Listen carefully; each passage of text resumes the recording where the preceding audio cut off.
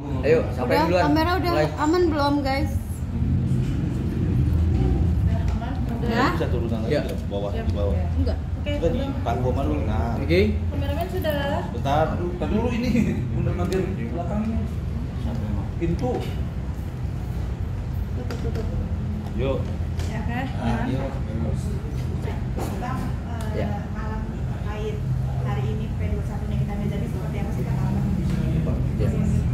Jadi baik ya rekan-rekan media, terhadap informasi yang secara resmi ya dari pihak penyidik kepada kami tentang bahwa apakah sudah dilakukan penetapan P21 terhadap tersangka NM dan IM, kami belum mendapatkan informasi secara resmi ya, itu pertama dulu. Tetapi kalau melihat dari informasi tadi dari media, kami mendengar bahwa dari pihak Kejaksaan Tinggi DKI yang disampaikan oleh Kasipenkum bahwa penetapan P21 terhadap tersangka NM dan IM sudah dilaksanakan pada tanggal 28 Mei. Terhadap itu ya kami berpendapat ini hal yang wajar ya. Karena dari awal kan kami sudah yakin dan percaya bahwa kedua tersangka ini akan sangat dengan gampang untuk di P21-kan karena menurut kita bahwa alat bukti itu sudah terlengkapi. Begitu juga dengan berkas-berkas sebagaimana petunjuk jaksa yang dikaitkan dengan pasal 138 KUHP. Tetapi kalau kemudian ada juga yang kemarin menyatakan ini tidak akan P21 dan ini akan bebas dan sebagainya, kan kami sudah sampaikan. Itulah pendapat yang sangat keliru. Ya mungkin rekan-rekan sejawat kami mempunyai ilmu lebih tinggi tapi ketinggian seperti itu ya. Tapi yang kami berharap adalah bukan terhadap P21 yang NM ini aja yang harus kami maksimalkan, tetapi terhadap laporan klien kami itu kan yang dilaporkan 4 orang. Ya, ada inisial NM, inisial IM, inisial O dan inisial S. Sehingga kemudian sampai dengan sekarang kami beranggapan bahwa pihak penyidik harus ya melakukan pengembangan penyidikan terhadap saksi O dan saksi S yang sudah dilaporkan oleh klien kami. Seperti itu. Tapi yang abang dengar mungkin dari penyidik ini kan masih ada 2 lagi yang bisa dibilang tuh belum ditetapkan, masih dalam perkembangan. Mungkin update-nya seperti apa bang? Yang mau tahu. Nah itu dia yang sampai dengan sekarang kan kami belum dapat informasi dari pihak penyidik ya. Sebenarnya kalau dalam ketentuan hukum acara kan klien kami itu harus mendapatkan pemberitahuan melalui SP2HP ya seperti itu. Ya baik dalam hukum acara, dalam Perkap 6 2019 itu diatur. Tapi sampai dengan sekarang itu kan tidak kami peroleh. Nah, jadi kalaupun dari awal kami sampaikan dugaan kami adalah merupakan obstruction of justice, ini semakin menguat kan. Jadi kalau dipertanyakan apakah kami kuasa hukumnya melihat ini seperti apa, ya kami anggap ini biasa. Karena kami anggap dari awal sudah terpenuhi. Seperti itu. Bang ini kan bisa dibilang kan untuk P21 ini kan baru tahap 1 ya bang, Ya. belum memasuki tahap 2. Tapi bisa dibilang tuh akan segera ya bang, akan segera menuju tahap 2. Dan tadi juga kita dapat kabar bahwa Nikita pada saat hari ini diumumkan berkas lengkap, dia dikabarkan dalam keadaan sakit. Gimana nih ya bang? Oke, mungkin Pak Jadi Sobat Bara. terima kasih, selamat malam buat kita semua. Bahwa menyangkut P21 itu berarti Kejaksaan Tinggi DKI Jakarta telah menyatakan bahwa berkas itu sudah lengkap, itu pemahamannya. Jadi tahap 1 sudah lengkap, tinggal untuk selanjutnya pihak penyidik akan menyerahkan barang bukti dan tersangka, bekas dan tersangka untuk dilakukan tahap kedua. Kalau menyangkut masalah tadi dinyatakan bahwa saudari NM sakit, ya wajar lah, karena harapannya tadi dianggapnya bisa tidak P21, ternyata P21. Ya biasa kalau gitu, biasa tensi naik, asam urat naik, gula naik, itu biasa, karena tidak sesuai dengan harapannya. Tapi kenapa kami di awal juga berkeyakinan bahwa ini pasti P21? Karena berdasarkan bukti-bukti sesuai dengan konteks hukum sudah kami berikan kepada pihak penyidik. Jadi kalaupun ada rekan-rekan sejawat kami yang mencoba membahas tanpa memahami masalahnya, kami cuma hanya ketawa. Lucu memang, menanggapi dan membahas kasus-kasus yang dia tidak tahu. Tapi ya sudahlah, kami anggap bahwa mungkin ini pembelajaran juga bagi kita semua, supaya mari kami sebagai advokat untuk menyampaikan sesuatu kepada publik itu harus benar-benar memahami. Kasihan masyarakat kita, edukasi kita gak jalan, bahwa menganggap bahwa apa yang dinyatakan advokat itu benar, itu salah, karena banyak tidak sesuai mekanisme hukum. Jadi harapan kami supaya rekan-rekan kami para advokat ini mari dudukkan ini masalahnya. Kalau tidak memahami masalah, lebih baik diam, kecuali dia membahas secara formal yang menyangkut materi-materi yang secara umum, tapi bukan menyangkut masalah kasus.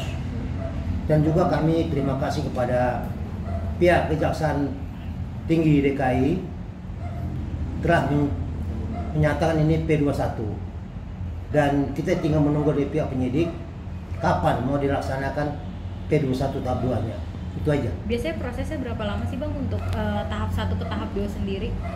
Prinsipnya sih sebenarnya tidak lama, tapi karena kondisi tersangka katanya sih, kita juga nggak tahu, katanya sakit, makanya kita menunggu, pihak penyidik menunggu untuk supaya dia sehat, supaya bisa diserahkan pada kejaksaan.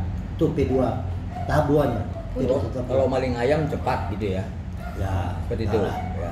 ya kita prinsipnya itu aja sih. Untuk Kita menunggu. Untuk pihak abang sendiri melihat ini drama nggak sih Bang pas ketika P21 tapi tersangkanya itu mengaku sakit gitu Bang? Kan sudah kita bilang bahwa harapannya terlalu tinggi untuk supaya ini bisa SP3. Tadi harapannya kan itu, atau minimal dia bisa lepas dari tahanan, tapi tidak sesuai dengan harapan.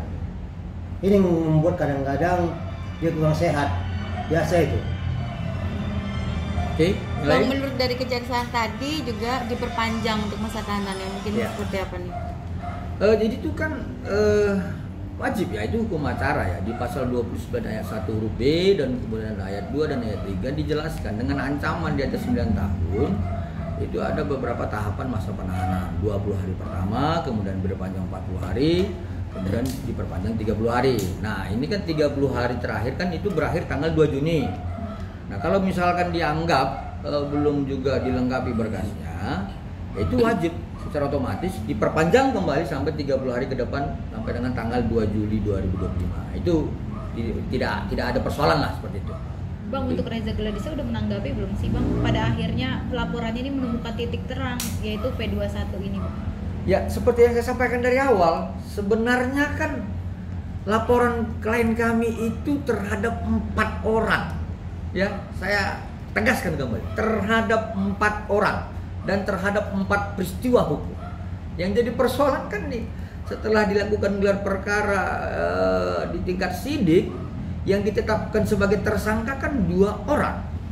Kalau dipertanyakan apakah klien kami itu merasa puas, tentu tidak.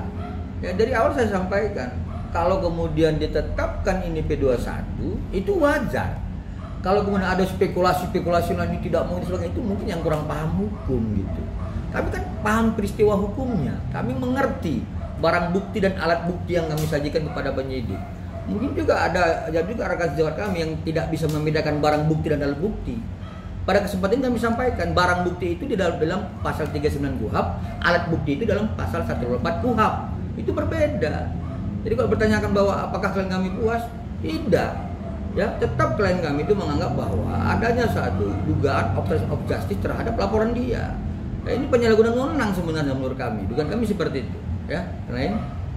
Bang, mungkin dari 2 yang bisa dibilang ditetapkan sebagai tersangka, apalagi sekarang masih statusnya sebagai saksi, mungkin yang kalian mengetahui 2 orang ini mungkin berperan sebagai apa nih Bang pada saat kejadian tersebut? Kalau itu sudah masuk materi pokok perkara dong, ya. Jadi kalau lebih jelasnya kan begini, untuk menyampaikan dan menerangkan itu sebenarnya nanti di dalam fakta persidangan, ya.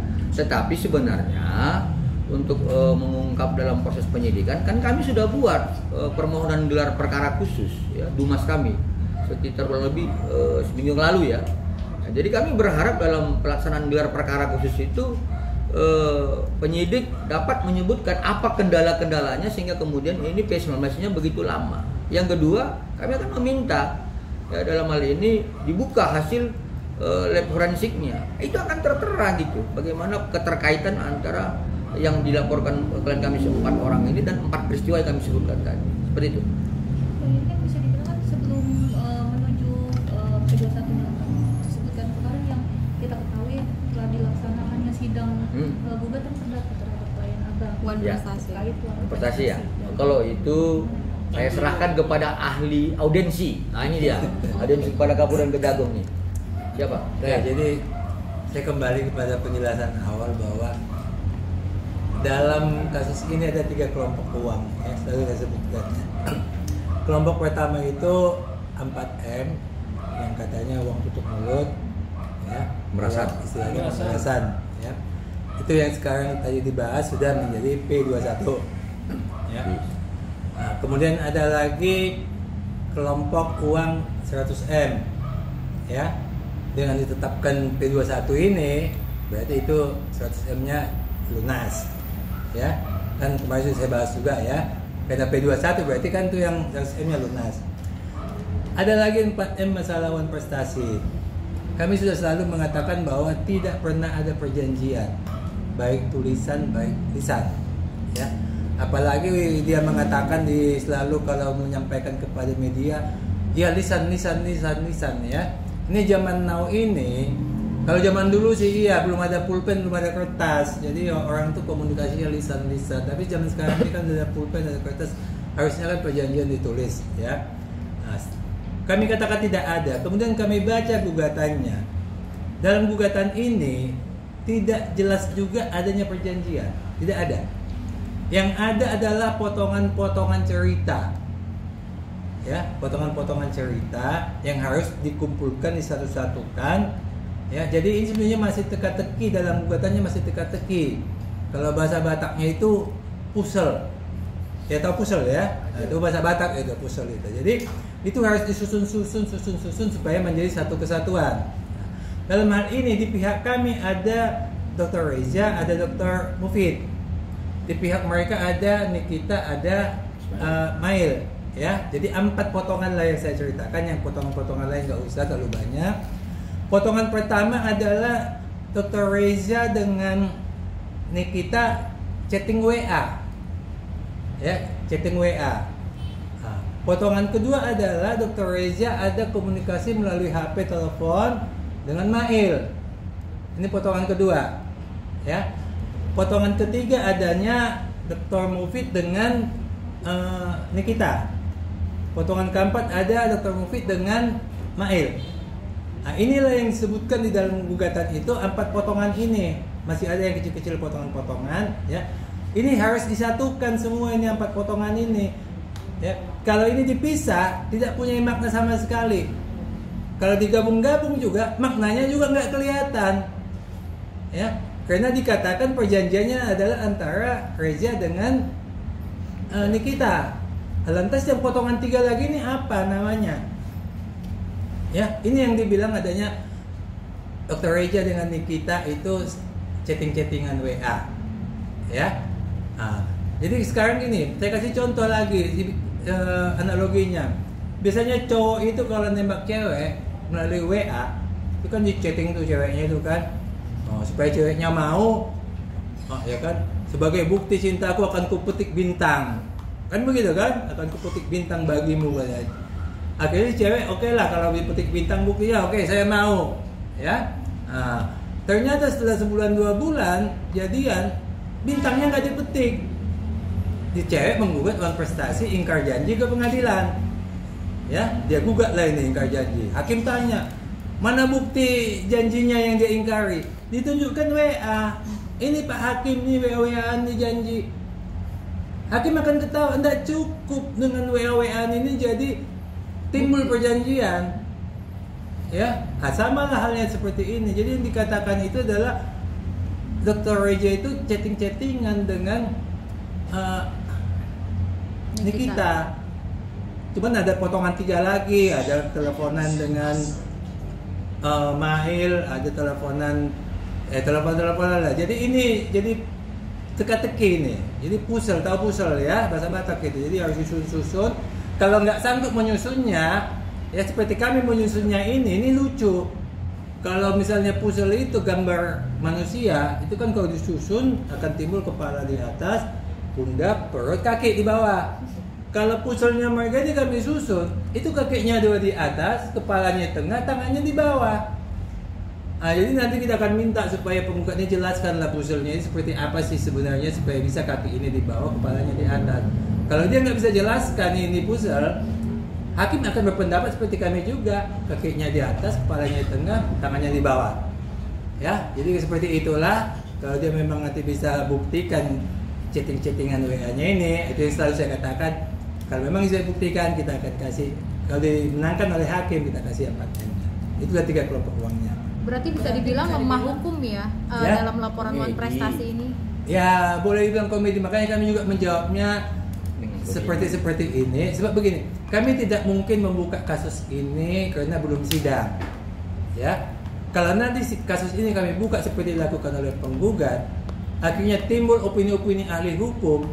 Ya, nanti hakim itu akan memutuskan, ya sudah, ini sudah dibuka di lapangan sana, di jalanan, ahli-ahli hukum sudah bicara, ya udah kita nggak usah sidang lagi, itu aja lah putusannya, kan gitu kan. Nah, jadi kita nggak mau buka lah sampai ke detail, tapi pada waktunya kita akan ungkap semua perkara ini.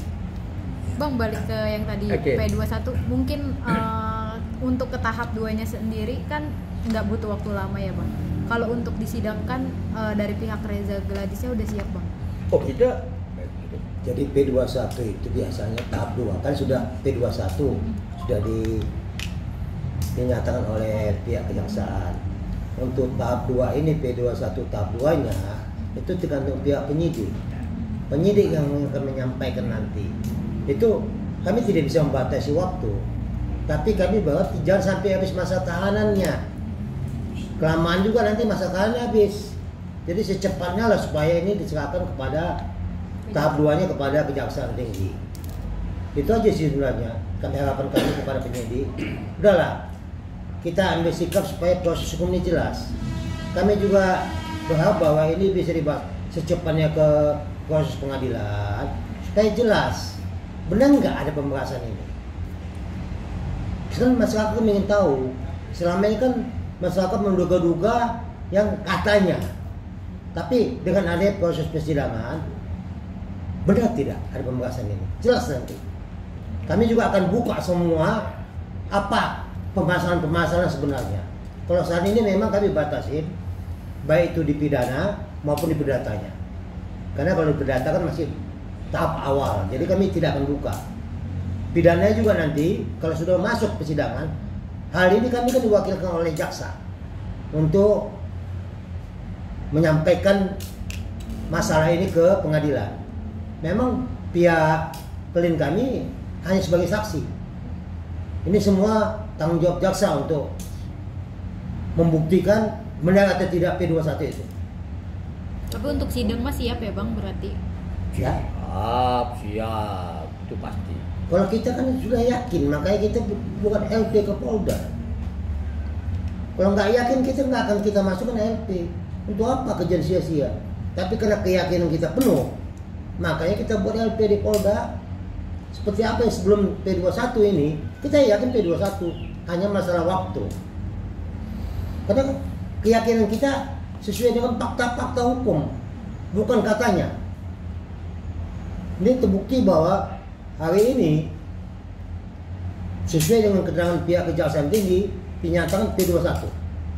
Jelas bagi kita bahwa ini bukan hanya katanya, tapi institusi negara, yaitu Kejaksaan Tinggi menyatakan P21.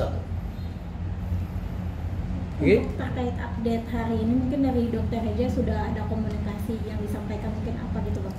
Ya, jadi pada saat tadi beredar informasi ya oleh pihak Kejaksaan Tinggi DKI, mungkin klien kami sudah mengetahuinya dari media. Kemudian kami sudah berkomunikasi by phone ya, tapi belum bertemu.